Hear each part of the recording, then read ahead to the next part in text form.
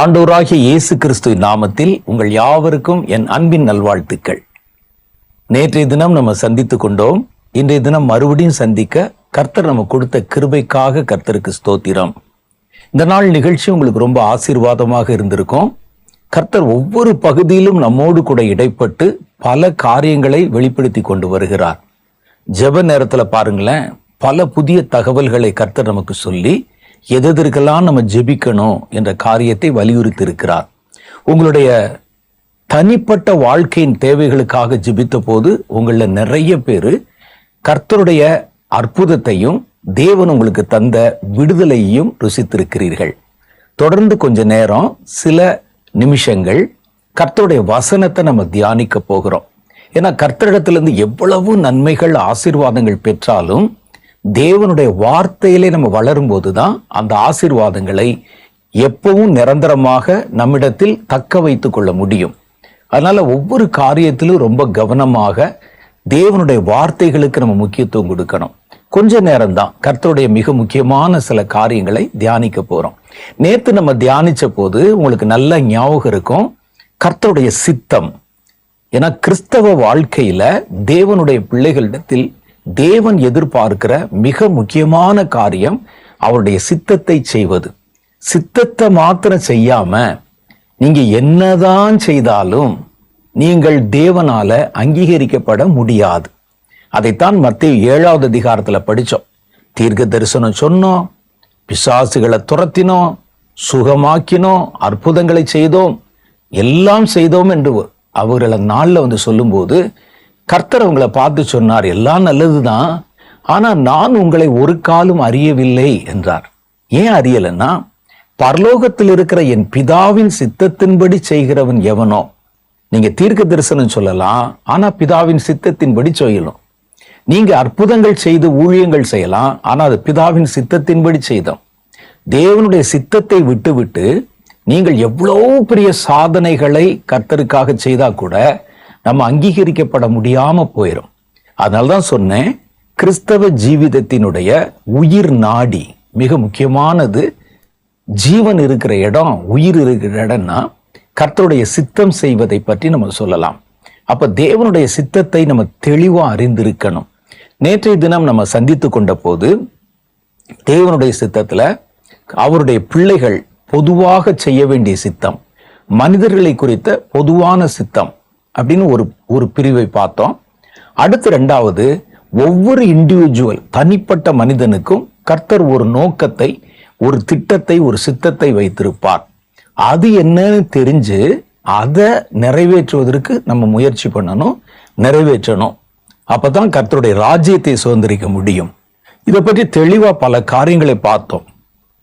தேவனுடைய சித்தத்தை செய்கிறவர்களுக்கு என்ன கிடைக்கும் என்பதை பற்றி பார்த்துக்கிட்டு இருந்தோம். அதில் நான் சொன்னேன், நோவா வயதான பெரியவராயிருந்தோம், அவரிடத்தில் கர்த்தர் தம்முடைய சித்தத்தை வெளிப்படுத்தி ஒரு பெரிய காரியத்தை செய்யும்படி அவர் தன்னுடைய மன விருப்பத்தை தெரிவித்தார். அவர் சொன்னாரு, உலகத்தாருடைய பாவம் என் கண்களுக்கு முன்பாக வந்தது. நோவாவின் காலத்துல மனிதர்கள் எதை வேண்டுமானாலும் மனசு விரும்பினெல்லாம் செய்து கொண்டிருந்தார்கள். அப்ப ஆண்டவர் சொன்னாரு, மனிதர்களை பூமியிலே உண்டாக்கினதுக்கு நான் மனஸ்தாபப்படுகிறேன். எல்லாரையும் நான் அழித்து விட புதிய ஒரு உலகத்தை உண்டாக்க என் மனதில் ஒரு திட்டம் இருக்கிறது. அதன்படி ஒரு பெரும் மழை பெய்து உலகத்தினுடைய ஜீவராசிகள் எல்லாம் அழிக்கப்பட்டுரும். ஆனா அதுல கொஞ்சம் பேரை மாத்திரம் வச்சு மறுபடியும் இந்த உலகத்தை புதுப்பிக்க நான் விரும்புகிறேன். அதற்கு ஏற்ற பாத்திரமா உன்னை நான் தேர்ந்தெடுத்திருக்கிறேன். இதுதான் என்னுடைய சித்தம், உன்னை பற்றி என்னுடைய சித்தம் இதுதான் அப்படின்னு நோவாவுக்கு கர்த்தர் அதை வெளிப்படுத்தினார். இந்த வெளிப்பாடுகளை பெறும்போது நோவா ரொம்ப வயதான பெரியவராக இருந்தார். அவரிடத்தில் கர்த்தர் சொல்லி இதை எப்படி செய்யணும்னு கேட்டபோது ஒரு பெரிய கப்பலை செய்யுங்கள்னு சொன்னார். அப்ப இந்த சித்தத்தை செய்ய நோவா தன்னையும் தன் குடும்பத்தையும் ஒப்பு கொடுத்த போது ஒரு குடும்பம், ஒரு வயதான ஒரு பெரியவர், உலகத்தின் ஜீவராசிகள் எல்லாவற்றிலும் ஒவ்வொரு ஜோடி ஜீவராசிகள் கொள்ளத்தக்கதாக ஒரு பெரிய கப்பலை அவரால் உண்டாக்க முடிந்தது. அதற்குண்டான வல்லமை கிடைத்தது. அது மாத்திரம் அல்ல, அவர்கள் வாழ்வதற்கான வாழ்வாதாரமும் அவர்களுக்கு கிடைத்தது. அவர்கள் அழிகிறவர்களோடு அழியாம தேவனுக்கென்று காத்திருக்கத்தக்கதாக கிருபை கிடைத்தது. மூணாவது, அவங்களுக்கு ஒரு அதிகாரத்தை கர்த்தர் கொடுத்தார். என்ன கொடுத்தார்னா, மிருக ஜீவன்கள் எல்லாம் அவருடைய சொற்படி கேட்டு எல்லாமே அவருக்கு கீழ்ப்படிந்து அவரிடத்தில் வந்து அடங்கி இருந்தன. இன்னைக்கு நிறைய ஊழியங்கள்ல பாத்தீங்கன்னா, கூட இருக்கிறவர்கள் அல்லது ஊழியக்காரர்கள், சபையில இருக்கிற விசுவாசிகள் நம்ம வார்த்தைக்கு செவி கொடுக்காம மீறி போகிறதையும் மிஞ்சி போகிறதையும் கலகம் பண்றதையும் பார்க்கிறோம். கர்த்தர் ஒரு அதிகாரத்தை நமக்கு வச்சிருக்கிறார். நீங்க தெளிவா தேவனுடைய சித்தத்தை கேட்டு உங்க ஊழியத்தை செய்தால் அவர்கள் உங்களுக்கு கைப்படிந்தவர்களாக இருப்பாங்க. இந்த மிருக ஜீவன்களே கீழ்ப்படிஞ்சா அவர்களை மாத்திரம். அப்ப இதெல்லாம் தேவனுடைய சித்தத்தை செய்கிறவர்களுக்கு கர்த்தர் கொடுக்கிற ஒரு பெரிய ஸ்லாகியம் என்பதை நம்ம நேற்றைய தினம் சந்தித்து கொண்ட போது தியானித்தோம். அடுத்து இன்னைக்கு நம்ம பார்க்க போறது என்னன்னா, தேவனுடைய சித்தத்தை செய்கிறவர்களுக்கு தேவன் வைத்திருக்கிற இன்னொரு பெரிய காரியம், அந்த சித்தத்தை செய்வதனால் உண்டான வாக்கு தத்தத்தை அவர்கள் சுதந்திரிக்க முடிகிறது. வாக்கு தத்தங்களை குறித்து இன்னைக்கு பல்வேறு விதமான உபதேசங்கள், பல்வேறு விதமான காரியங்கள் நமக்கு சொல்லப்படுகின்றன. ஆனா உண்மையிலேயே வாக்கு தத்தத்தை எப்போ ஒருவன் சுதந்திரிக்க முடியும்? ஒரு வேதத்துல எழுதியிருக்கிறது மேல கை வச்சு ஜெபம் பண்றதுனாலயோ, வீட்டுல ஸ்டிக்கர் வச்சுக்கிறதுனாலயோ, இன்னும் சிலர் காலையில் எந்திரிச்சோன்னு இந்த வாக்கு தத்தத்தை பார்த்து சொல்லி சொல்லி சொல்லி ஜெபம் பண்ணுங்கலாம் வராது.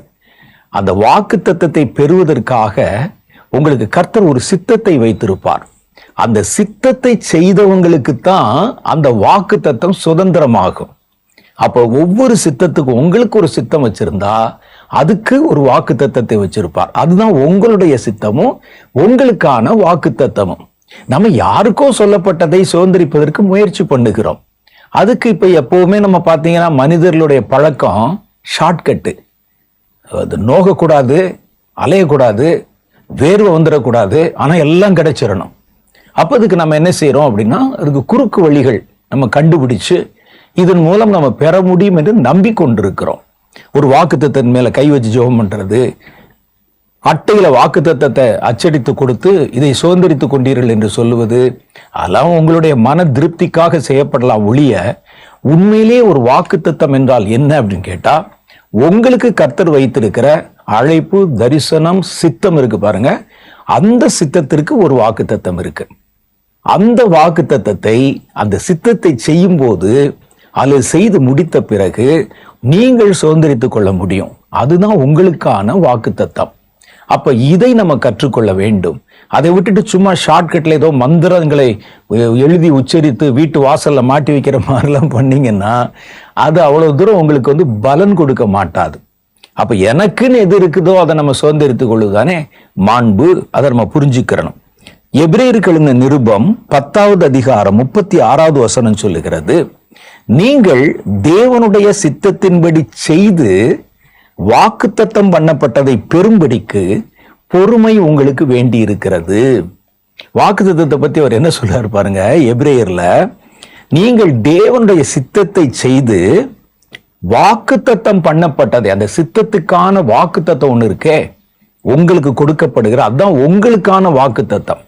அந்த வாக்குத்தத்தத்தை பெறும்படிக்கு அந்த சித்தத்தை நீங்க பொறுமையோட செய்யணும் அப்படின்னு அவர் கற்றுக் கொடுக்கிற பாக்குறோம்.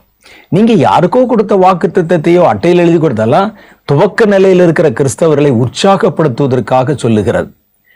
யோசிச்சு பாருங்க, வருஷந்தோறும் சில சபைகள் எல்லாம் வாரந்தோறும் வாக்குத்தத்த ஆராதனை அப்படின்னு வாரத்தின் முதல் நாள் அல்லது மாசத்தின் முதல் நாள் வச்சு ஒவ்வொரு வாக்குத்தத்தத்தை கொடுக்குறாங்க. அதெல்லாம் நீங்க வச்சிருந்தாலே நேரம் எவ்வளவோ பெரிய பெரிய வாக்குத்தத்தங்களை பெற்றுக்கொண்டு நீங்க அந்த பூமியில உயர்ந்திருப்பீங்களே. அந்த மாசத்துல அதை வாங்குவோம், ஒரு 4 நாளைக்கு அதை நினைச்சுக்கிட்டு இருப்போம்.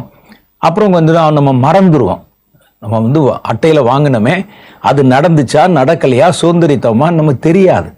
அது நமக்கு ஒரு சந்தோஷப்படுத்துவதற்காக அது சொல்லுகிற காரியம். ரியலா நீங்கள் வாக்குத்தத்தத்தை பெறணும்னா அந்த வாக்குத்தத்தத்தை குறித்து வேதம் சொல்லுகிறது, தேவனுடைய சித்தத்தின்படி நீங்கள் செய்து அந்த சித்தத்திற்கான ஒரு வாக்குத்தத்தம் இருக்கும், அதை நீங்கள் சுதந்திரிக்க வேண்டும். அப்போ உங்களுக்குன்னு ஒரு தனிப்பட்ட சித்தம் இருக்கிற மாதிரி அந்த சித்தத்துக்குன்னு ஒரு வாக்குத்தத்தம் இருக்கும். இந்த சித்தத்தை நீங்கள் செய்யும் போது, பொறுமையா செய்யும் போது அந்த வாக்குத்தத்தம் உங்கள் வாழ்க்கையிலே பலிதமாகிறதை தெளிவா பார்க்க முடியும். அப்ப நீங்க பாருங்களேன், ஆபிரகாமுக்கு அப்படிதான். கர்த்தர் அழைத்த போது தன் சித்தத்தையும் அந்த சித்தத்திற்கான வாக்குத்தத்தத்தையும் அவர் வெளிப்படுத்தினார். ஆதியாம புஸ்தகம் 22வது அதிகாரம் 18வது வசனம் சொல்லுகிறது, நீ என் சொல்லுக்கு கீழ்ப்படிந்து உன் சந்ததிக்குள் பூமியில் உள்ள சகல ஜாதிகளும் ஆசீர்வதிக்கப்படும். அப்ப கர்த்தர் பாருங்க, பூமியில் இருக்கிற சகல ஜாதியாரும் உன் சந்ததிக்குள் ஆசீர்வதிக்கப்படுவாங்க. இது வாக்குத்தத்தம். இந்த வாக்குத்தத்தத்தை பெறுவதற்காக கர்த்தர் ஆபிரகாமுக்கு ஒரு சித்தத்தை வெளிப்படுத்தி இருந்தார். அவர் செய்ய வேண்டிய ஒரு காரியத்தை, அதை அவர் செய்து என் சொல்லுக்கு கீழ்ப்படிந்ததுனால நான் அதை உனக்கு தருகிறேன் என்று கர்த்தர் சொல்றத பார்க்கிறோம். ஆதியாம புஸ்தகம் 20வது அதிகாரம் 26வது அதிகாரம் 4, 5 ஆகிய வசனங்களும் இதை சொல்லுகிறது. ஆபிரகாம் என் சொல்லுக்கு கீழ்ப்படிந்து என் விதிகளையும் என் கற்பனைகளையும் என் நியமங்களையும் என் பிரமாணங்களையும் கை கொண்டபடியினாலே நான் உன் சந்ததியை வானத்தின் நட்சத்திரங்களைப் போல பெருக பண்ணி உன் சந்ததிக்கு இந்த தேசங்கள் யாவற்றையும் தருவேன். உன் சந்ததிக்குள் பூமியில் உள்ள சகல ஜாதிகளும் ஆசீர்வதிக்கப்படும் என்றார். அப்ப இது மாதிரி தான் நம்முடைய வாழ்க்கையில எனக்கு கர்த்தர் ஒரு சித்தத்தை வச்சிருப்பார். அந்த சித்தத்துக்கு ஒரு வாக்குத்தத்தத்தை வச்சிருப்பார். அந்த சித்தம் தான் எனக்கான கர்த்தர் எனக்கு தந்த விசேஷித்த சித்தம். அந்த வாக்குத்தத்தம் தான் எனக்குரிய வாக்குத்தத்தம். அதை நான் சுதந்திரிப்பதற்கு நான் பிரயாசப்படணும். அப்படின்னா அந்த சித்தத்தை நிறைவேற்றுவதற்கும் முடிப்பதற்கும் நான் உழைக்கணும், ஓடணும். இன்னும் பாருங்க, அந்த சித்தத்தை நம்ம நிறைவேற்றும் போது கர்த்தருடைய ஆலோசனைகளும் நம்ம செய்ய வேண்டிய கட்டளைகளும் கற்பனைகளும் வெளிப்படுத்தப்படுகின்றன. அவைகளின்படியே நம்ம அந்த சித்தத்தை நிறைவேற்றினா நன்மையான காரியங்களை அவர் நமக்கென்று வைத்திருக்கிற வாக்குத்தத்தத்தை சுதந்திரிக்க முடியும். வேதத்துல பாருங்க, ஆபிரகாமுக்கு பிறகுதான், எத்தனையோ 400-500 வருஷத்துக்கு பிறகுதான் மோசே வருகிறார். மோசையின் மூலம்தான் கர்த்தருடைய கற்பனைகள், கர்த்தருடைய விதிமுறைகள், தேவனுடைய நியமங்கள், தேவனுடைய பிரமாணங்கள் வெளிப்படுத்தப்பட்டிருக்கின்றன.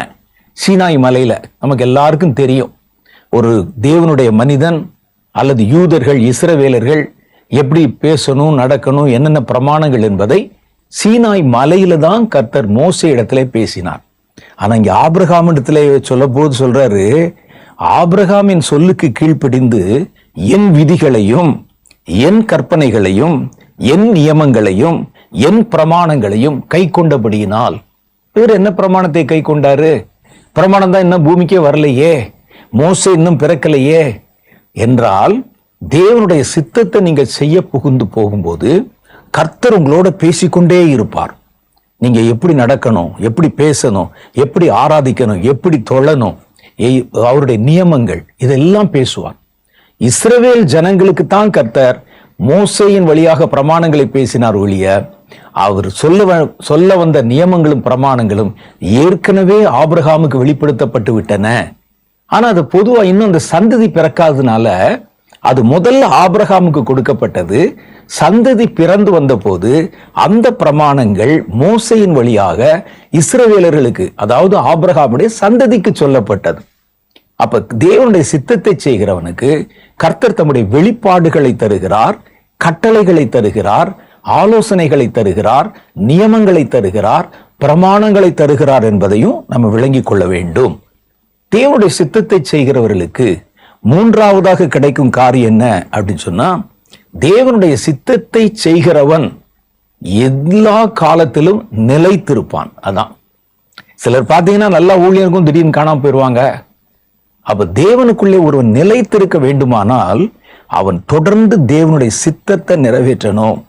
1 யோவானுடைய புஸ்தகம் 2வது அதிகாரம் 17வது வசனம் சொல்லுகிறது, உலகமும் அதன் இச்சையும் ஒளிந்து போம், தேவனுடைய சித்தத்தின்படி செய்கிறவனோ என்றென்றைக்கும் நிலைத்திருப்பான். அப்ப ஒரு ஊழியத்தை நீங்க செஞ்சீங்கன்னா தேவனுடைய சித்தத்தின்படி செய்யுங்க, அந்த ஊழியம் நிலைத்திருக்கும். உங்க வாழ்க்கையில நீங்க தேவனுடைய சித்தத்தை செய்யுங்க, நிலைச்சிருப்பீங்க. சிலர் நம்ம பார்ப்போம், இருப்பாங்க, கொஞ்ச நாள் ஜெபம் பண்ணுவாங்க, நல்லா ஊழியம் செய்வாங்க, ஓடுவாங்க, அப்புறம் ஓட்டத்திலிருந்து நின்று போய் காணாமலே போயிடுவாங்க. கடைசியில ஏன் நிலைக்க முடியலன்னா ஊழியம் செஞ்சாங்க, ஆனா அதை தேவனுடைய சித்தத்தின்படி செய்யல.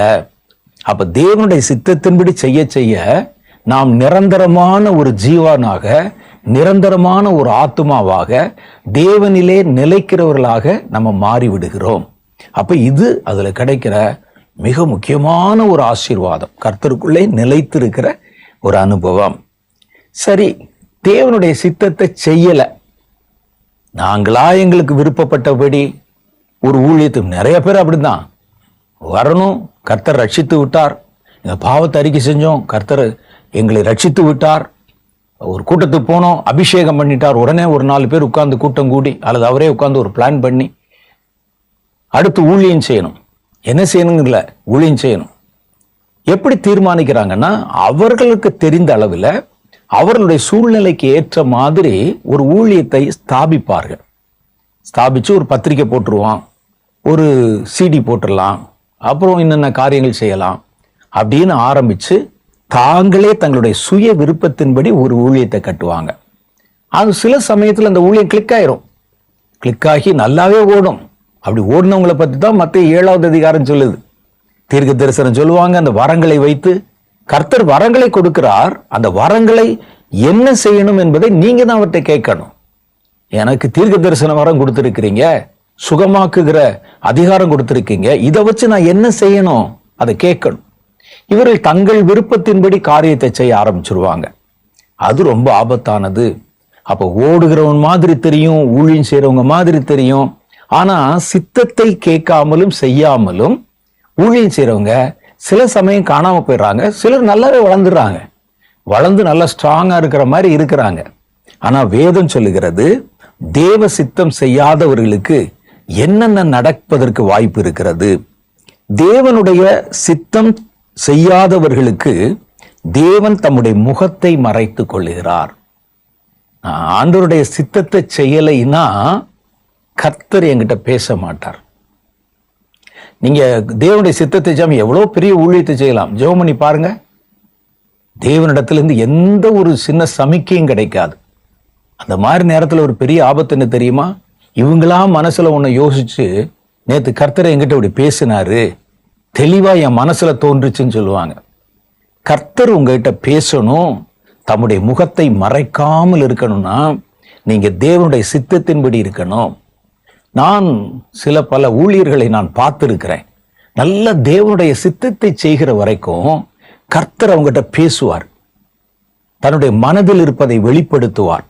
ஆனா என்னைக்கு அவங்க தேவனுடைய சித்தத்தை விட்டு விலகி சுய சித்தத்துக்குள்ளே போயிடுவாங்க, அப்படி போன போது கர்த்தர் பேசுவதை நிறுத்திக் கொள்வார். அப்புறம் அவங்க இந்த பழைய ஓட்டத்தில் அவங்களா ஓடுறதா நினைச்சிட்டு ஓடுவாங்க. தானாய் ஓடுவதாக நினைத்து கொண்டு ஓடினவர்கள் தான் மத்திய 7வது அதிகாரத்தில் நம்ம பார்த்தவங்க. தீர்க்க தரிசனம் உரைத்தோம் அல்லவா, பிசாசுகளை துரத்தினோம் அல்லவா, கர்த்தர் சொன்ன அக்கிரம செய்யக்காரனை அகன்று போ, உன்னை நான் ஒரு காலம் அறியவில்லை என முகத்தை மறைச்சிட்டாரு. கர்த்தர் தம்முடைய சித்தத்தின்படி செய்யாதவர்களை முகத்தை மறைச்சிருவாரு. அப்ப அதுக்குள்ள நம்ம முதல்ல நல்லா ஓடி இருப்போம். நான் சிலரை பார்த்திருக்கிறேன், கர்த்தர் ஒவ்வொரு காரியத்தையும் சொல்லி பேசி நடத்தி போயிட்டு இருக்கும் போதே அவர்கள் தங்களுடைய சுய விருப்பத்தின்படி சார்ந்துருவாங்க. இதை இன்னும் கொஞ்சம் பண்ணா இப்படி பண்ணலாமே அப்படி பண்ணலாமேன்னு தேவனிடத்திலே காத்திருந்து சித்தத்தை கேட்பதற்கு அவங்களுக்கு நேரம் இருக்காது. உடனே அவங்க தங்களுடைய விருப்பத்தின்படி, கூட ஒரு 10 பேர் இருப்பான், அந்த கமிட்டி அது வந்துடும், நம்ம இப்படி செய்யலாம் அப்படி செய்யலாம் அப்படின்னு சொல்லுவாங்க. இது நம்ம தேவனுடைய சித்தத்துக்கு விட்டு விலகி செய்கிறோம் என்பதை எதை வச்சு புரிஞ்சுக்கலாம்னா, கர்த்தரோடு நமக்கு இருக்கிற தொடர்பு அருந்து போயிடும். கர்த்தர் பேச மாட்டார், நீங்க கேட்டாலும் தன்னுடைய முகத்தை மறைத்துக் கொள்ளுகிறார். ஏசாயா தீர்க்கதரிசியின் புஸ்தகம் 64வது அதிகாரம் 6, 7 ஆகிய வசனங்கள் என்ன சொல்லுகிறது பாருங்கள். நாங்கள் அனைவரும் தீட்டானவர்கள் போல் இருக்கிறோம், எங்களுடைய நீதிகள் எல்லாம் அழுக்கான கந்தை போல் இருக்கிறது, நாங்கள் அனைவரும் இலைகளைப் போல உதிர்கிறோம், எங்கள் அக்கிரமங்கள் காற்றைப் போல எங்களை அடித்துக் கொண்டு போகிறது. உமது நாமத்தை நோக்கி கூப்பிடுகிறவனும் உம்மை பற்றி கொள்ளும்படி விழித்துக் கொள்ளுகிறவனும் இல்லை. தேவரீர் உம்முடைய முகத்தை எங்களை விட்டு மறைத்து எங்கள் அக்கிரமங்களின் நிமித்தம் எங்களை கரைந்து போக பண்ணுகிறீர். பாத்தீங்களா? உங்க நாமத்தை நோக்கி கூப்பிடுகிறவனும் இல்ல, உம்மை பற்றி கொண்டு உம்மை பின்பற்றி நடக்கிறவனும் இல்லை. தான் தேவனுடைய சித்தம். தேவனுடைய சித்தத்தை தேடுகிறவன் இல்லை. அதனால கர்த்தர் தம்முடைய முகத்தை மறைத்து எங்கள் அக்கிரமங்களின் நிமித்தம் எங்களை கரைந்து போக பண்ணுகிறீர். இது ரொம்ப ஆபத்தானது. என்னுடைய ஊழியத்தின் துவக்க காலத்துல சில சமயங்கள்ல நானே சொந்தமா அனுபவிச்சிருக்கிறேன். துவக்க காலத்துல நமக்கு ஒன்றும் அவ்வளவு அதிகமா வேதம் தெரியாது, படியோ ஓடிக்கொண்டிருக்கிறோம். சில சமயங்களில் கர்த்தர் சில காரியங்களை செய்யும்படி சொல்லி அதை செய்வதிலே காலதாமதம் பண்ணாலோ அல்லது அதை மறந்து போயிட்டாலோ தேவனுடைய பிரசன்னத்தை பார்க்கவே முடியாது. அது கேட்போம், ஜெபம் பண்ணுவோம், அந்த முகமே தெரியாது. அப்புறம் ஏதோ பிரச்சனை இருக்குது அப்படின்னு உடனே காத்திருந்து நான் பண்ணியிருக்கிறேன். 20 நாள், 21 நாள், 40 நாள் உபவாசம் பண்ணி ஜெபம் பண்ணி, ஆண்டவரே, நான் ஏதோ ஒரு இடத்துல உடைய சித்தத்தை நான் செய்யாமல் அல்லது அலட்சியம் செய்து இருந்து விட்டேன், அதனால நீங்க பேசுறது என்னால கேட்க முடியல அப்படின்னு காத்திருந்து ஜெபம் பண்ணி ஒப்புரவான பிறகுதான் நமக்கே தெரியாது கர்த்தர் நம்மிடத்துல தெளிவாக பேச ஆரம்பிக்கிறார். இது ரொம்ப ஆபத்தான ஒரு சூழ்நிலை. சில சமயத்துல என்ன செய்வாங்கன்னா, எல்லாம் நம்மை சுற்றி நல்லா இருக்கிற மாதிரி தெரியும், நல்லா ஓடுற மாதிரி தெரியும். கர்த்தர் பேசினா என்ன, பேசாட்டா என்ன, நமக்கு இருக்கிற வேலையே ரொம்ப அதிகமா இருக்குன்னு போறோம் பாருங்க. கர்த்தருடைய முகம் மறைக்கப்பட்டாலே நாம சித்தத்தை விட்டு விலகி விட்டோம் என்பது பொருள். அப்படி விலகிட்டா சித்தத்தை செய்யாதவர்கள் தேவனுடைய ராஜ்யத்தை சுதந்திரிப்பது என்பது கனவிலும் நினைச்சு பார்க்க முடியாதது. இரண்டாவது பாருங்க, தேவனுடைய சித்தத்தை செய்யாதவர்கள் நியாய தீர்ப்பில் தண்டனை அனுபவிக்கிறார்கள். அவனு பாவமெல்லாம் பண்ணல, நல்லதுதான் பண்றாங்க, ஆனா தேவனுடைய சித்தத்தை செய்யல. தேவனுடைய சித்தத்தை செய்யாமல் நீங்கள் செய்கிற நல்ல காரியங்கள் கூட சாபத்துக்குரியதுதான். அப்ப பாருங்க, அவர்கள் தேவனுடைய சித்தத்தை செய்யாதவர்கள் தண்டிக்கப்படுகிறார்கள். ஏதோ அவங்க செஞ்ச கொஞ்சம் நஞ்ச நன்மைக்கு ஏதாவது கர்த்தர் கூலி கொடுப்பாருன்னா அதுவும் கிடையாதான். அதைத்தான் நம்ம மத்தேயு 7வது அதிகாரத்துல படிக்கிறோம். 7வது அதிகாரம் மத்தேயு சுவிசேஷம் 21, 22, 23. பரலோகத்தில் இருக்கிற என் பிதாவின் சித்தத்தின்படி செய்கிறவனே பரலோக ராஜ்யத்தில் பிரவேசிப்பானே அல்லாமல் என்னை நோக்கி கர்த்தாவே கர்த்தாவே என்று சொல்லுகிறவன் அதில் பிரவேசிப்பதில்லை. அந்நாளில் அநேகர் வந்து என்னை நோக்கி கர்த்தாவே கர்த்தாவே, உமது நாமத்திலே தீர்க்க தரிசனம் உரைத்தோம் அல்லவா, உமது நாமத்தினாலே பிசாசுகளை துரத்தினோம் அல்லவா, உமது நாமத்தினாலே அநேகம் அற்புதங்களை செய்தோம் அல்லவா என்பார்கள். அப்பொழுது நான் ஒரு காலம் உங்களை அறியவில்லை, அக்கிரம செய்கைக்காரரே, என்னை விட்டு அகன்று போங்கள் என்று சொல்லுவேன். பாத்தீங்களா? நியாய தீர்ப்பின் தண்டனை. கர்த்தரை விட்டு அகன்று போனா எரிகிற நரகத்தில தண்டனை நம்ம அனுபவிக்க வேண்டி வரும். தேவனுடைய சித்தம் நமக்கு சொல்லப்பட்டும் அதை செய்ய முடியாம போறதுக்கு சில காரியங்கள் இருக்கிறது.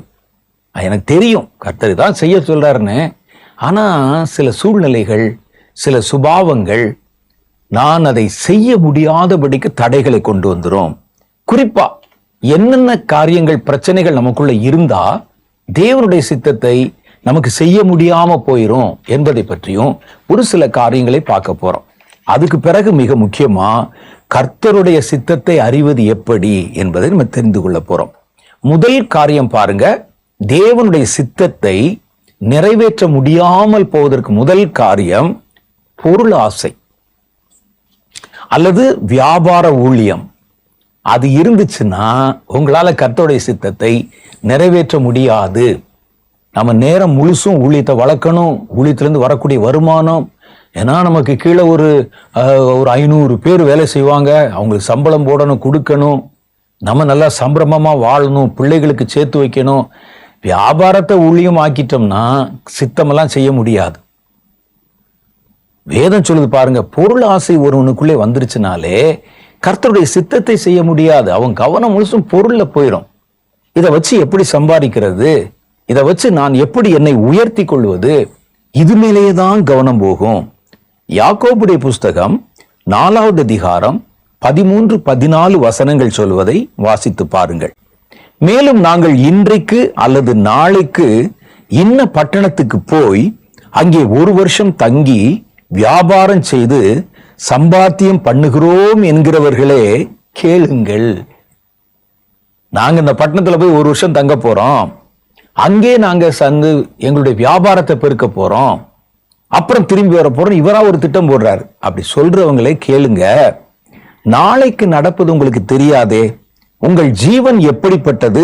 கொஞ்ச காலம் தோன்றி பின்பு தோன்றாமல் போகிற புகையை போல் இருக்கிறதே என்று சொல்லுகிறார். ஊழியத்திலே அப்படித்தான். இவங்களுக்கு ஏன் தேவனுடைய சித்தத்தை செய்ய முடியல? சொந்தமா ஒரு திட்டத்தை போடுறாங்க. நாளைக்கு நடப்பது தெரியாமல் இருந்துமே நாளைய குறித்து ஏன் அவங்க டிசைட் பண்றாங்கன்னா பொருள் ஆசை.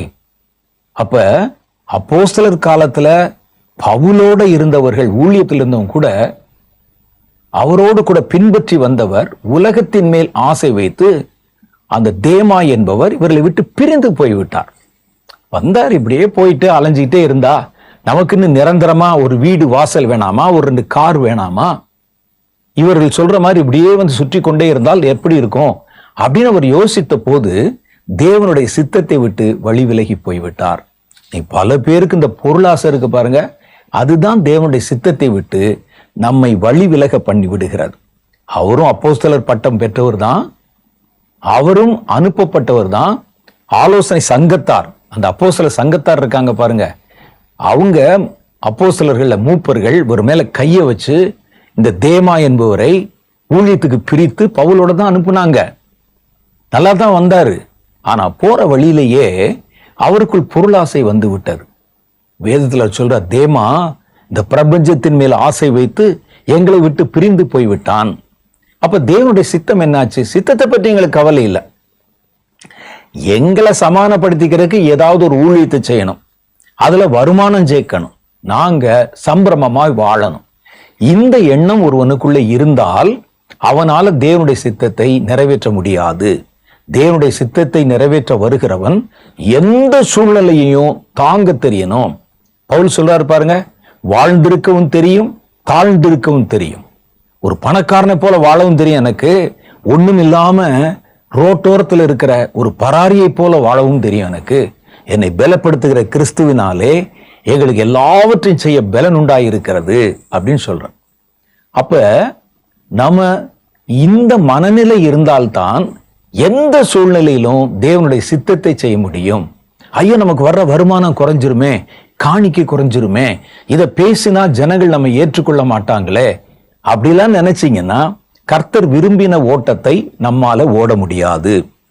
2வது பாருங்க, நம்ம இந்த ஊழியத்தின் வழியாகவோ கிறிஸ்துவுக்குள்ளான நம்முடைய வாழ்க்கையை கொண்டோ நம்மை பிரபலப்படுத்தி கொள்ளணும் அப்படின்னு மனசுல எண்ணம் இருந்ததுன்னா அவர்களாலும் தேவனுடைய சித்தத்தை செய்ய முடியாது.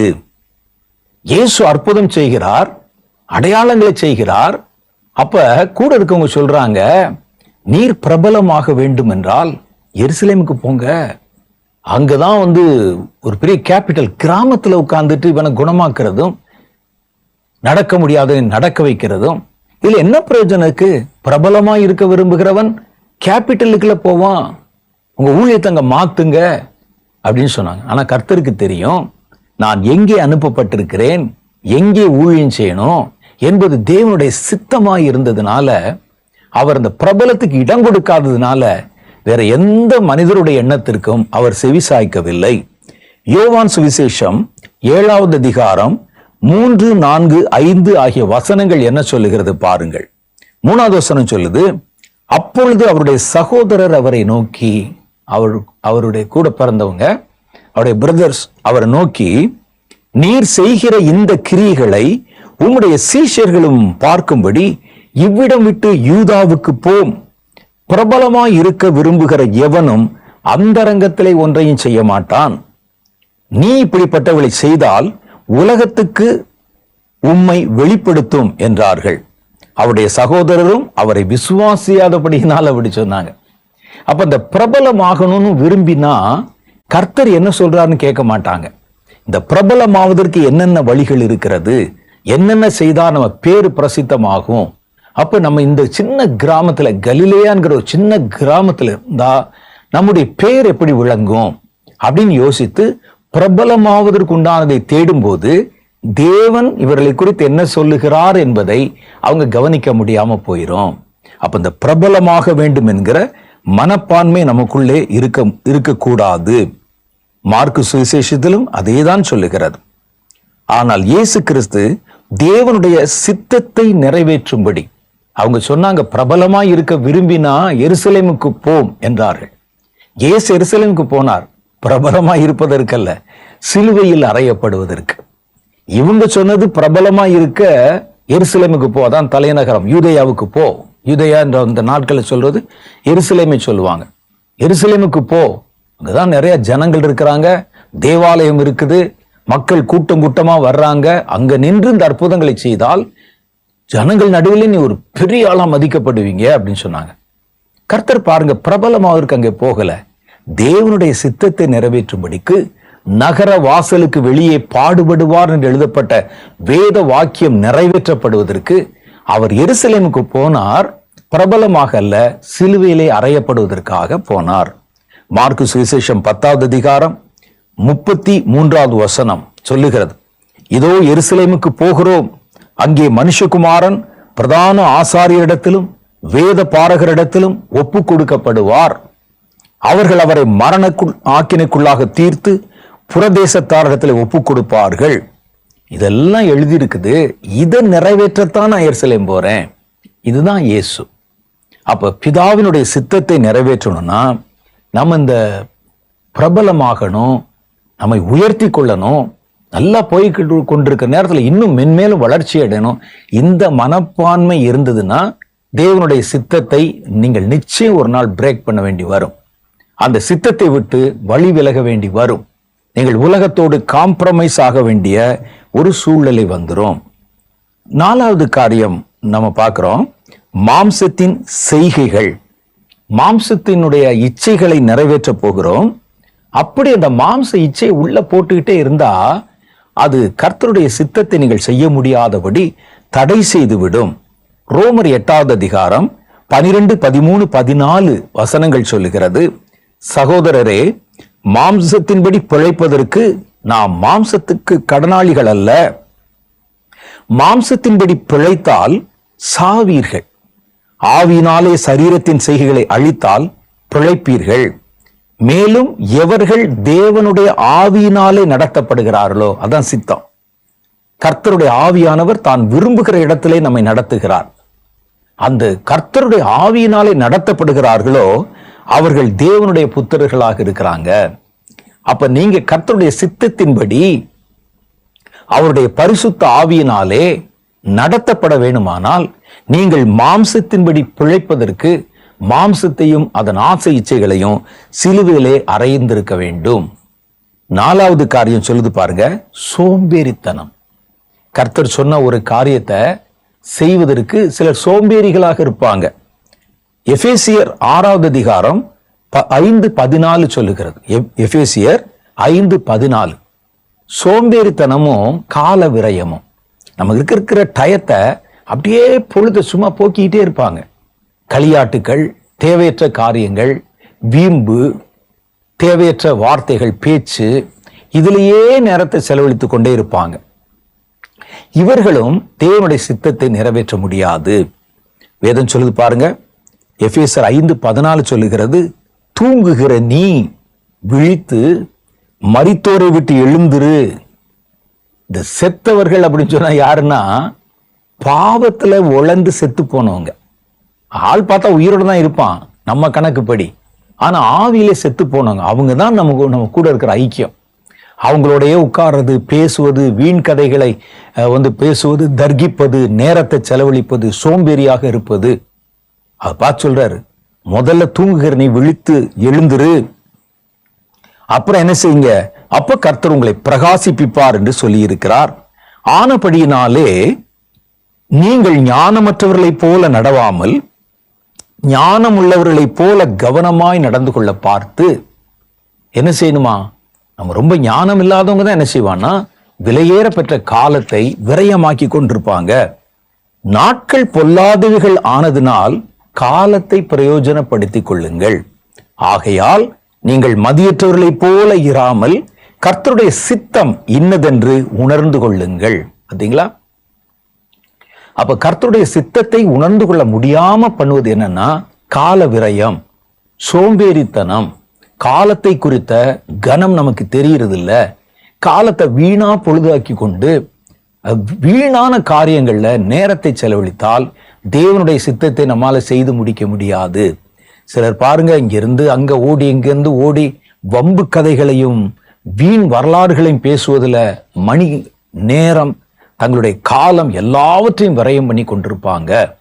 ரொம்ப கவனமாக நீங்கள் நடந்து இனி காலம் அதிகமில்லைன்னு தெரிஞ்சு கர்த்தருடைய சித்தம் என்ன சொல்லுகிறது, அதற்காக நான் வந்து ஓடணும், உழைக்கணும், அலையணும், பிரயாசப்படணும் அப்படின்னு அதை குறித்து செயல்படுங்கள் என்று நமக்கு ஆலோசனையா சொல்றாங்க.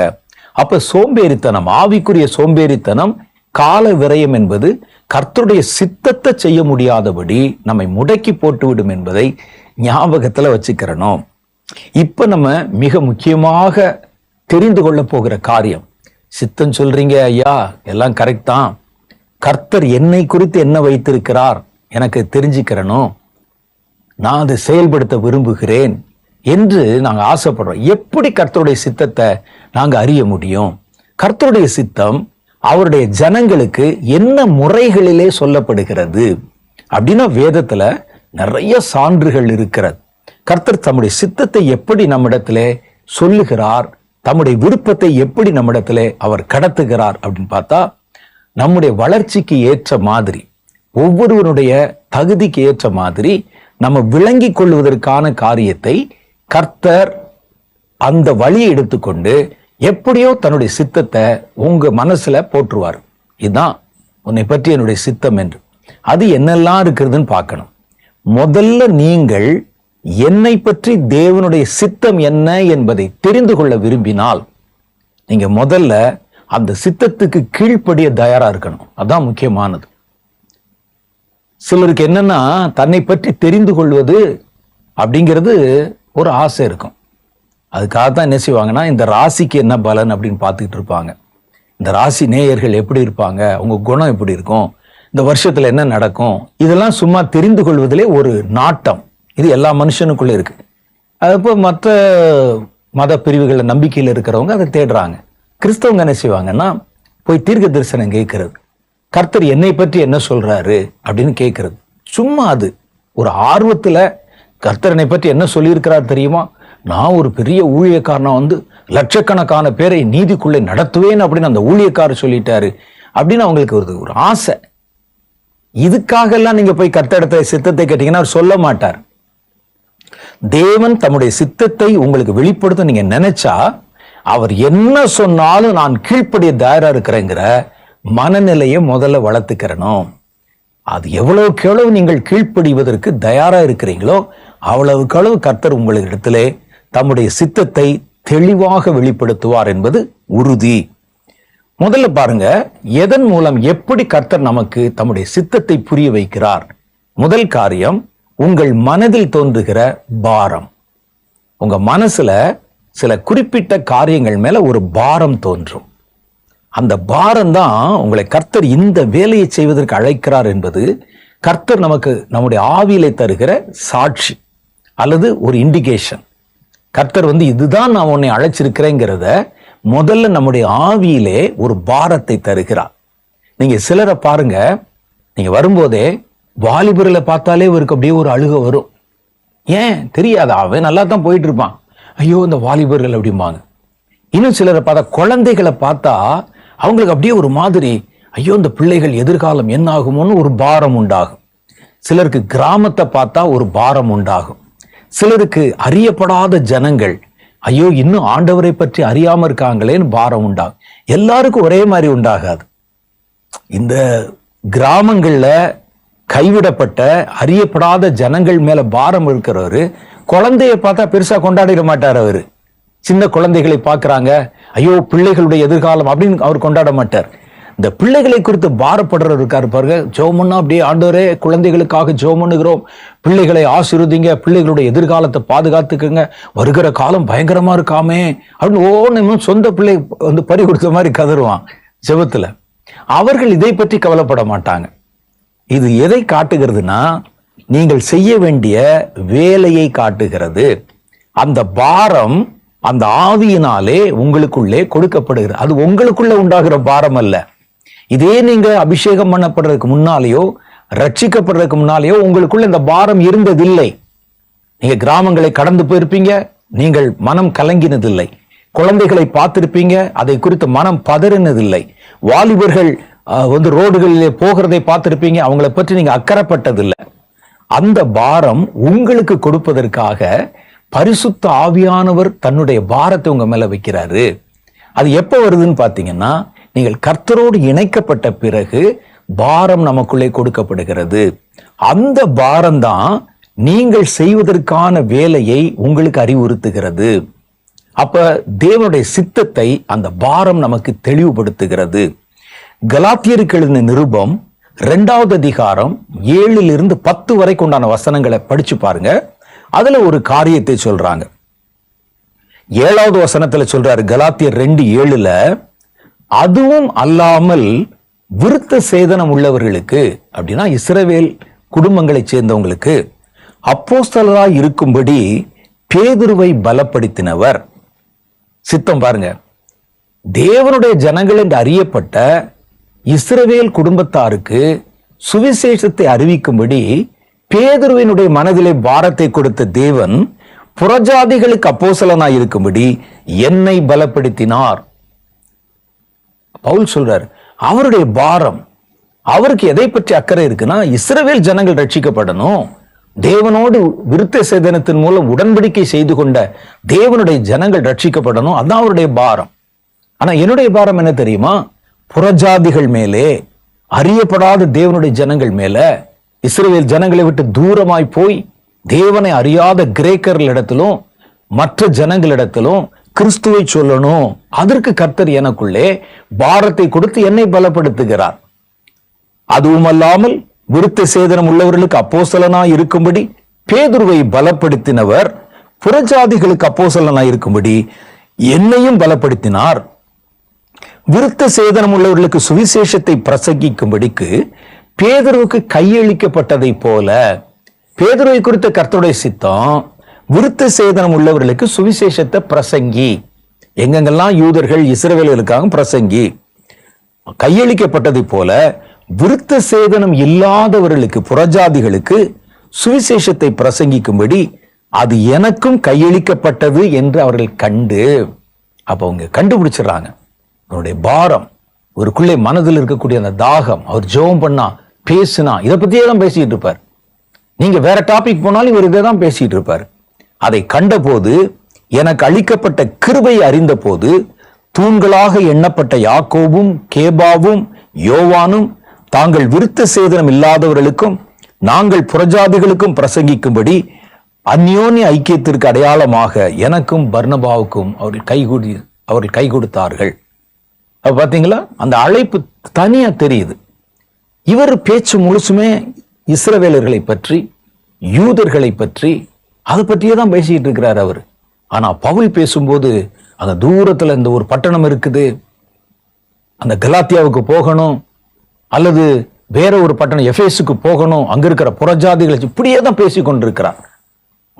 மூப்பராகி இருக்கிற சங்கத்தார் கண்டுபிடிச்சிட்டாங்க, இவனுக்குள்ளே இருக்கிற பாரம் வேற, பேதுருக்குள்ளே இருக்கிற பாரம் வேற.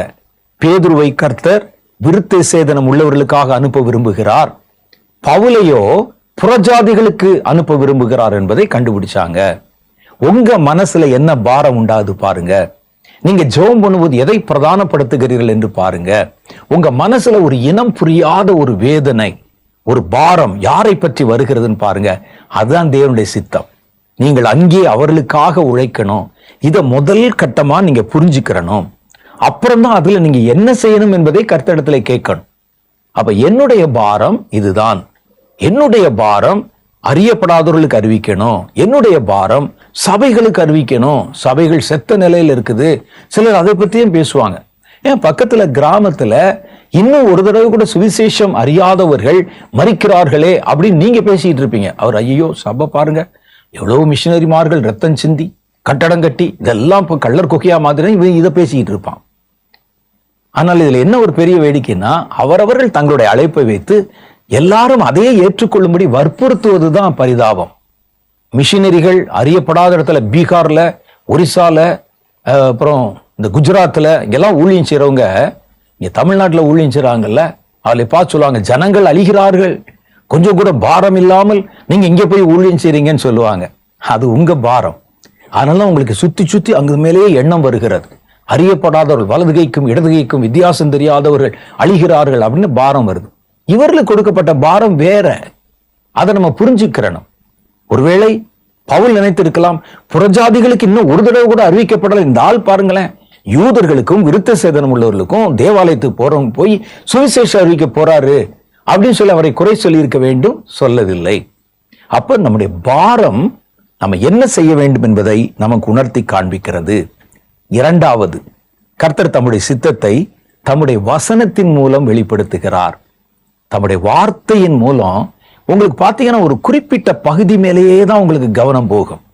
குறிப்பிட்ட பகுதி மேலேயே வேதத்துல எல்லாம் இருக்கிறது.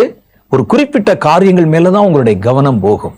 அதுதான் நீங்கள் செய்வதற்கு தேவன் வைத்திருக்கிற சித்தம். அப்ப அந்த வசனத்தை நீங்க நுணுக்கமா படிக்கும்போது, சும்மா மேலோட்டம் படிச்சா ஒண்ணும் தெரியாது. அதை உணர்ந்து வசனத்தோடு இணைந்து படிக்கும்போது அந்த வசனம் நீங்கள் யார் என்பதை உங்களுக்கு அடையாளப்படுத்தி விடும். லூக்கா சுவிசேஷம் 4வது அதிகாரம் 19வது வசனம், அதுல படிச்சு பாருங்க.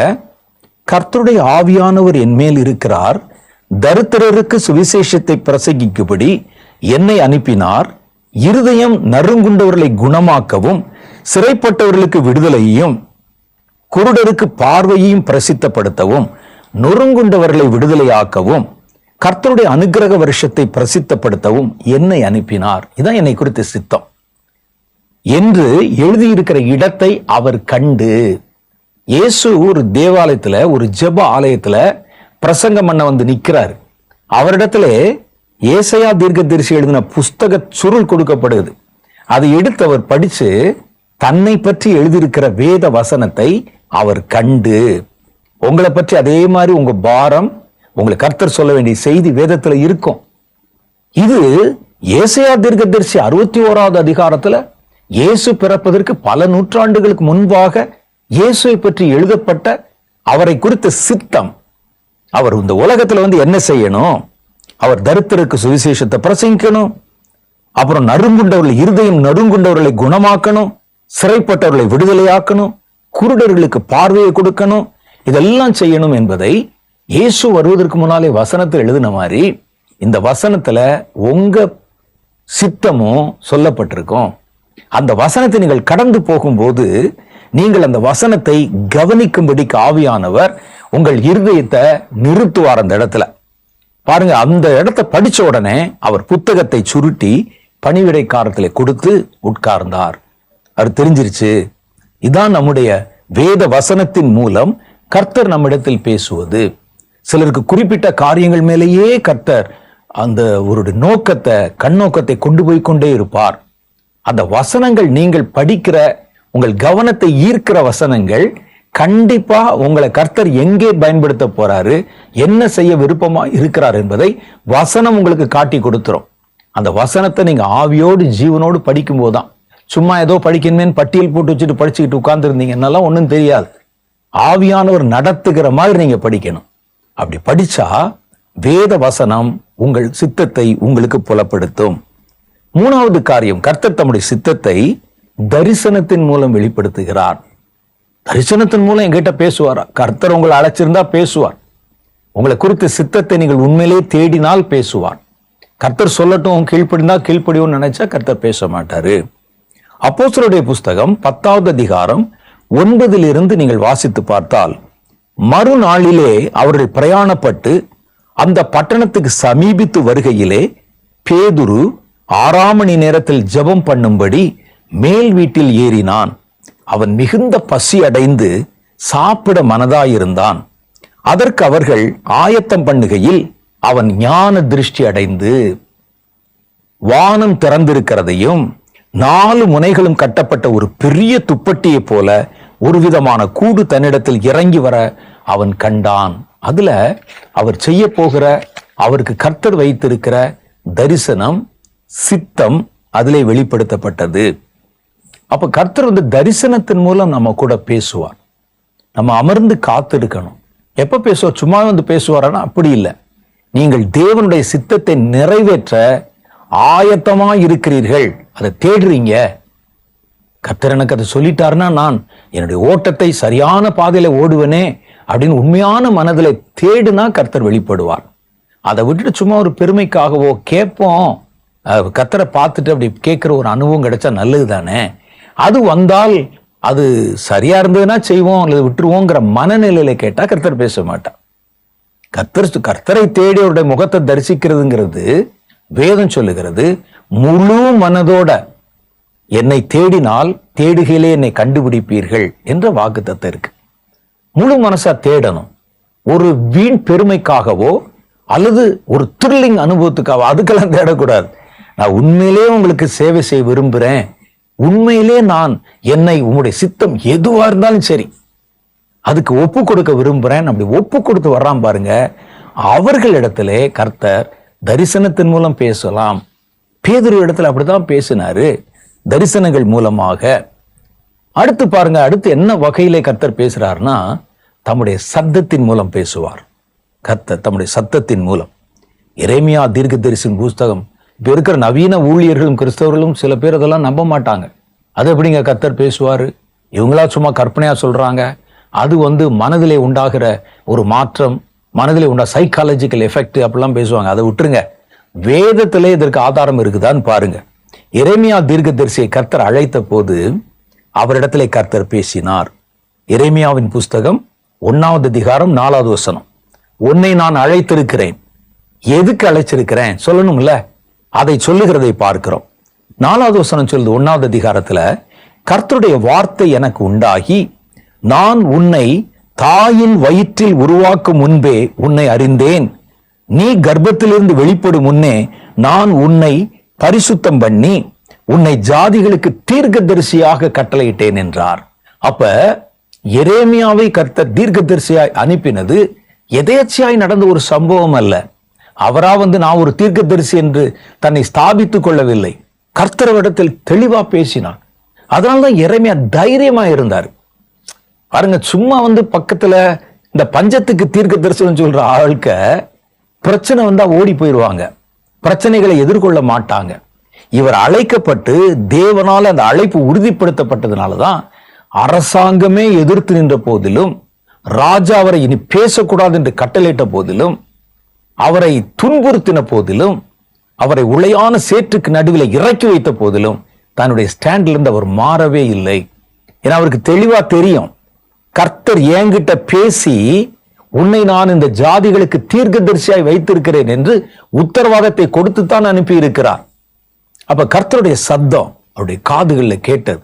அவர் அழைக்கப்பட்ட போது திடீர்னு ஒரு நாள் இந்த சத்தம், கர்த்தர் பேசுகிறார், கர்த்தருடைய வார்த்தை எனக்கு உண்டாகி உன்னை தாயின் வயிற்றிலிருந்தே நான் வேறு பிரித்தேன், இஸ்ரவேல் ஜாதிகளுக்கு உன்னை நான் ஒரு தீர்க்கதரிசியாக வைத்திருக்கிறேன் என்று கர்த்தர் பேசினார். கர்த்தர் பேசுவாரா? கர்த்தர் பேசுவார் என்பதற்கு ஆயிரக்கணக்கான ஆதாரங்கள் இந்த வேத புஸ்தகத்தில் இருக்கு. கர்த்தருடைய வார்த்தை உண்டாகி பேசும், கர்த்தருடைய சத்தம் பேசும், இதுக்கெல்லாம் நிறைய ஆதாரங்கள் இருக்கிறது. ஆனா இதெல்லாம் பத்தி பேச மாட்டாங்க. கர்த்தர் பேசுவாரு, கர்த்தரோட நம்ம பழகலாம், கர்த்தர் நம்மை நடத்துவாரு, இதை பற்றிலாம் பேச மாட்டாங்க. அடுத்த காரியத்தை பாருங்க, ஆவிக்குரிய அனுபவங்கள் வழியாக கர்த்தர் தம்முடைய காரியத்தை, தம்முடைய ஜனங்களுக்கு சித்தத்தை வெளிப்படுத்துகிறார். என்ன அனுபவம் பாருங்க, மோசையை கர்த்தர் சந்தித்தது ஒரு ஸ்பிரிச்சுவல் எக்ஸ்பீரியன்ஸ். அவர் ஆடு மேய்க்க தான் போனாரு அந்த மீதியான் மலைகள்ல. திடீரென்று ஒரு அனுபவம், ஒரு முள் செடி பற்றி கொண்டு எரிகிறது, ஆனா புகை வரல. நெருப்பு தனியாவும் அந்த செடி தனியாவும் இருக்கிற மாதிரி தெரியுது. செடி கருகல, அப்படியே இருக்கு, ஆனா தீ எரியுது. என்ன ஒரு வித்தியாசமான ஒரு அனுபவமா இருக்குதேன்னு போன போது ஒரு சப்தம் உண்டாகி கர்த்தர் அவரிடத்துல பேசுகிறார். மோசே, நீ நிற்கிற இடம் பரிசுத்தம் உள்ளது, உன் பாதரட்சைகளை கழற்றி போடு அப்படின்னு கர்த்தர் சொல்லுகிறார். அப்ப கர்த்தர் அவரோடு கூட இடைப்பட்டு ஒரு அனுபவத்தை தந்து நல்ல உணர்வுல இருக்கும்போதே ஆவிக்குரிய ஒரு காட்சியை பார்க்கிற அனுபவத்தை கொடுத்தார். பவுலுக்கு இதே மாதிரி தான் நடந்தது. ஒரு எக்ஸ்பீரியன்ஸ். அவர் அரசாங்கத்தில் அனுமதி வாங்கி கொண்டு இந்த கிறிஸ்தவர்களை ஒழித்து கட்ட வேண்டும் என்று சொல்லி குதிரையில புறப்பட்டு போயிட்டு இருக்கிறாரு. திடீர்னு கர்த்தர்லாம் தரிசனம்லாம் திடீர்னு ஒரு லைட் அவர்களை சுற்றி பிரகாசித்தது. கீழே விழுந்துட்டார். கீழே விழுந்தவர்னால எழுந்திருக்க முடியல. குதிரையில போற ஆளு நல்ல திடகாத்திரமா தானே இருப்பாரு. எந்திரிக்க முடியல. யாராவது தூக்கி விடுங்கப்பான்னு சொல்றாரு. அப்போ ஒரு சத்தம் கேட்குது. கர்த்தர் பேசினார். அப்போ ஆவிக்குரிய அனுபவங்கள் மூலம் கர்த்தர் பேசுகிறார். ஏசாயாவை பாருங்கள். கர்த்தர் ஊழியத்துக்கு தெரிந்து கொண்டு அவர் ஏற்கனவே தீர்க்க தரிசனம் சொல்லிட்டு இருக்கிறார். ஆனா இப்போ பர்டிகுலரா அவர் என்ன செய்யணும், இந்த தீர்க்க தரிசனம் அந்த வரத்தை வைத்து யாருக்கு சொல்லணும் என்று கர்த்தர் வந்த போது அவருக்கு ஒரு ஆவிக்குரிய அனுபவத்தை கொடுத்தார். ஏசாயா தீர்க்கதரிசியின் புஸ்தகம் 6வது அதிகாரம் 1-10 வரைக்கும் நீங்க படிச்சீங்கன்னா அவருக்கு ஒரு ஆவிக்குரிய அனுபவம். சில வசனங்களை படிப்போம் பாருங்க. உசியா ராஜா மரணம் அடைந்த வருஷத்திலே ஆண்டவர் உயரமும் உன்னதமுமான சிங்காசனத்திலே வீற்றிருக்க கண்டேன். ஒரு ஸ்பிரிச்சுவல் எக்ஸ்பீரியன்ஸ். கேருபீன்கள் அவருக்கு மேலாக நின்றார்கள். அவர்களில் ஒவ்வொருவனுக்கும் 6 செட்டைகள் இருந்தன. அவனவன் 2 செட்டைகளில் தன்னுடைய முகத்தை மூடிக்கொண்டான். பார்த்துட்டே இருக்கிறார். பலிபீடத்திலே நெருப்பு எரிகிறது. அவர் அந்த முன்னால போய் நிற்கிறார். ஒரு ஸ்பிரிச்சுவல் எக்ஸ்பீரியன்ஸ். ஆலயம் புகையினால் நிறைந்திருந்தது. அப்பொழுது நான் உள்ள போன உடனே ஐயோ நான் அதமானேன், நான் அசுத்த உதடுகள் உள்ள மனுஷன், அசுத்த உதடுகள் உள்ள ஜனங்கள் நடுவில் இருக்கிறவன் சொன்னான். அப்போது சேராபின்களில் ஒருவன் பலிபீடத்தின் நெருப்பை தன் கையிலே பிடித்து கொண்டு தன் கையிலே பிடித்த ஒரு குரட்டால அந்த நெருப்பு தழலை எடுத்து என்னிடத்தில் பறந்து வந்து என்னுடைய உதட்டை தொட்டான். இப்போ நீ சுத்தமா இருக்கிற. அது தொட்ட உடனே கர்த்தர் பேசுறார். யாரை நான் அனுப்புவேன், யார் நமது காரியமாய் போவான் என்று உரைக்கிற ஆண்டவருடைய சத்தத்தை கேட்டேன். அதற்கு நான் இதோ அடியேன் இருக்கிறேன், என்னை அனுப்பும் என்றேன். அப்பொழுது கர்த்தர் சொல்றார் அவரை குறித்த சித்தத்தை. நீ போய் இந்த ஜனங்களை நோக்கி நீங்க காதார கேட்டும் உணராமல் கண்ணார கேட்டும் அறியாமலும் இருப்பீர்கள் என்று சொல்லி அவருடைய ஊழியத்தை பற்றின காரியத்தை விளக்கி சொல்லுகிறதை பார்க்கிறோம். சித்தம் வெளிப்படுகிறது. ஒண்ணு பாத்தீங்கன்னா தேவனுடைய சத்தம் மாத்திரம் கேட்குது. இன்னும் சிலருக்கு ஒரு அனுபவத்தை கொடுத்து அதற்கு பிறகு ஒரு சத்தம் வந்து காரியங்களை அவர்களுக்கு விளக்குகிறது. கடைசியா ஒரு காரியம் இருக்கு. கர்த்தர் தீர்க்கதரிசிகள் வழியாக, நான் சொல்ற உண்மையான தீர்க்கதரிசிகள் வழியா, சும்மா அந்த மாதிரி வேடிக்கை காட்டுறவங்க அது இல்ல, உண்மையான தீர்க்கதரிசிகள் வழியாக கர்த்தர் நம்முடைய அழைப்பை உறுதிப்படுத்துகிறார். அப்போஸ்தலருடைய புஸ்தகம் 13வது அதிகாரம் 1, 2, 3 ஆகிய வசனங்கள்ல அந்தியோகியா பட்டணத்தில் உள்ள சபையிலே பர்னபாவும் நீகர் எனப்பட்ட சிபியோனும் சிரேனே ஊரானாகிய லூகியும் கார்பங்கு தேசத்தானாகிய ஏரோது உடனே கூட வளர்க்கப்பட்ட மனாயினும் சவுலும் தீர்க்கதரிசிகளாக இருந்தார்கள். அவர்கள் கர்த்தருக்கு ஆராதனை செய்து உபவாசித்துக் கொண்டிருந்த போது யார் யாரை எங்க அனுப்பணும் என்று கர்த்தர் தம்முடைய சித்தத்தை வெளிப்படுத்தி பேசினார். அந்த இடத்தை நம்ம வாசிக்கிறோம் பாருங்க. அவர்கள் அங்கே தீர்க்கதரிசிகளாக இருந்தவங்க ஜெபம் பண்ணிட்டு இருந்த போது கர்த்தர் அவங்ககிட்ட பேசினாராம். பர்னபாவையும் சவுலையும் நான் அழைத்த ஊழியத்திற்காக அவர்களை பிரித்து விடுங்கள் என்று பரிசுத்த ஆவியானவர் திருவுளம் பற்றினார். அப்ப தேவன் நடத்த போகிற சித்தத்தை உண்மையான, மறுபடியும் சொல்றேன், உண்மையான தீர்க்கதரிசிகள் மூலம் கர்த்தர் நமக்கு வெளிப்படுத்தி காண்பிப்பார். சும்மா மேடையில வச்சுக்கிட்டு ஜனங்களை பரவசப்படுத்துவதற்காக கர்த்தர் உன்னை வக்கீலாக்க போறாரு, உன்னை டாக்டராக்க போறாரு, இது இல்ல. இவர்களை ஊழிய சம்பந்தமா கர்த்தர் பேசினாரு. இவன் ராஜாவாக போகிறான், வக்கீலாக போகிறான், அது இல்ல. ஊழியத்தை பத்தின காரியங்கள், தேவனுடைய சித்தத்தை குறித்த காரியங்களை கர்த்தர் தம்முடைய தீர்க்கதரிசிகள் மூலமும் வெளிப்படுத்துவார், நல்ல தீர்க்கதரிசிகள் மூலம். அப்ப தேவனுடைய சித்தத்தை நம்ம அறிய பிரயாசப்படணும், அறிந்து கொண்டு கீழ்ப்படியணும். சித்தத்தை செய்தால் நம்ம தைரியமாய் நிலைத்து நிற்கலாம். பரலோக ராஜ்யம் நமக்காக கதவுகள் திறந்து காத்திருக்கிறது. சித்தத்தை செய்யாம நீங்க வேற எதை செய்தாலும் தேவனால் அங்கீகரிக்கப்பட முடியாது என்பதை கவனத்தில் வைத்துக் கொள்ளுங்கள். ஒரு சின்ன ஜெபம் பண்ணி இந்த நேரத்தை நம்ம நிறைவு செய்யலாம். அன்பும் இரக்கமும் நிறைந்த எங்கள் பரலோக பிதாவே, உம்முடைய சித்தத்தை நிறைவேற்றும்படிக்கு நாங்கள் ஆவலாக தேடி காத்திருக்கிறோம். எங்கள் சுயத்தை உம்முடைய சித்தத்தை அறிகிற அறிவிற்காகவும் உம்முடைய சித்தத்தை செய்கிற அனுபவத்திற்காகவும் முழுவதுமாக ஒப்பு கொடுக்கிறோம் ஆண்டவரே. எங்களுடைய சுய விருப்பம் அல்ல, எங்களை குறித்த எங்களுடைய நம்பிக்கை அல்ல, எங்களுடைய தீர்மானங்கள் அல்ல. நீர் எங்களை என்ன செய்வதற்காக எழுப்பினீரோ, அபிஷேகம் பண்ணினீரோ, ஏற்படுத்தினீரோ, அதை நிறைவேற்றும்படிக்கு நாங்கள் எங்களை முழுவதும் தாழ்த்தி ஒப்பு கொடுக்கிறோம் ஆண்டவரே. இந்த வார்த்தைகளை கேட்ட ஒவ்வொருவரையும் பேர் பேராய் ஆசீர்வதியும். கிறிஸ்துக்குள் வந்தது மாத்திரம் முக்கியமல்ல, அவருடைய சித்தத்தை நிறைவேற்றணும். அதுதான் கடைசியில் எங்களை நித்திய ஜீவனுக்குள்ளே கொண்டு போய் சேர்க்கும் என்கிற நம்பிக்கையிலே நாங்கள் ஒவ்வொருவரும் எங்களை பரிபூர்ணமாக ஒப்பு கொடுக்கிறோம். இந்த வார்த்தைகளை கேட்ட ஒவ்வொருவரையும் கர்த்தர் பேர் பேராய் ஆசீர்வதிப்பீராக. அவர்களோடு நீர் முகமுகமாகவும் தரிசனமாகவும் அனுபவமாகவும் உம்முடைய மெல்லிய சத்தத்தினாலும் அவரை அழைத்த நோக்கத்தை உறுதிப்படுத்தி உம்முடைய சித்தத்தை வெளிப்படுத்தி அவர்களை அந்த சித்தத்திற்கு கீழ்ப்படிய பண்ணுவீராக. ஒவ்வொருவரையும் தேவனுடைய பராமரிக்கிற கரத்தின் நிழலுக்கும் தேவனுடைய சித்தத்திற்கும் வழிநடத்துதலுக்கும் ஒப்பு கொடுத்து நான் ஜெபிக்கிறேன். தொடர்ந்து அவர்களை ஆசீர்வதியும். கர்த்தருடைய கரம் காத்து கொள்ளட்டும். இயேசுவின் மூலம் எங்கள் ஜெபங்களை ஏற்றுக்கொள்ளும் எங்கள் பிதாவே, ஆமென். கர்த்தர் நம்மோடு சித்தத்தை குறித்து தெளிவா பேசினார். உங்கள் சுயத்தை சித்தத்துக்கு ஒப்பு கொடுங்கள். அடுத்த முறை நான் சந்திக்கும் போது வேறொரு புதிய செய்தியோடு நான் உங்களை சந்திக்கிறேன். அதுவரை கர்த்தர் உங்களை ஆசீர்வதித்து காப்பாராக. ஆமென்.